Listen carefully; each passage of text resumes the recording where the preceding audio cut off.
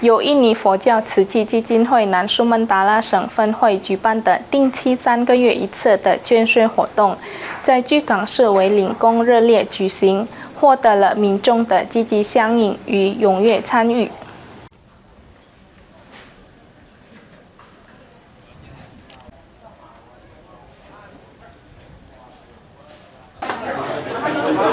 印尼佛教慈济基金会巨港协力苏卡拉密社区与印尼红十字会巨港市分会合作，于是星期日早上在比达斯瑞斋学校及为灵宫举行捐税活动。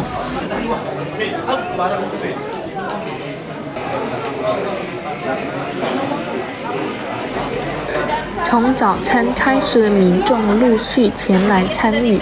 据为灵宫理事詹热表示，本次活动吸引了网络摩托车志愿者及为灵宫周边居民积极参与。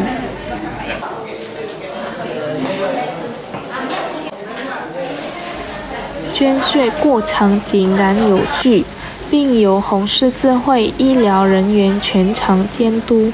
在捐税前，民众需先进行基础健康检查，如血压及血红素检测。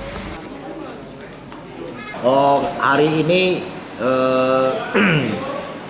dari Suci sama PMI sama dari kita pihak Kelenteng Bidengkem bekerja sama untuk donor darah itu setiap 3 bulan sekali.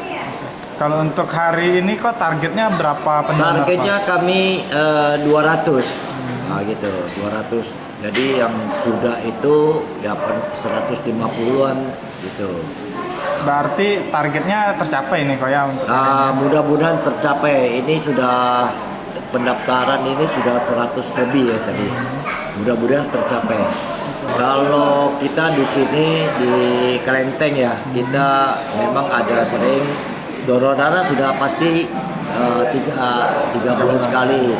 Nah, kadang juga ada itu kegiatan pengobatan ya untuk masyarakat yang butuhkan, seperti ada sensei ya, itulah pengobatan alternatif ya.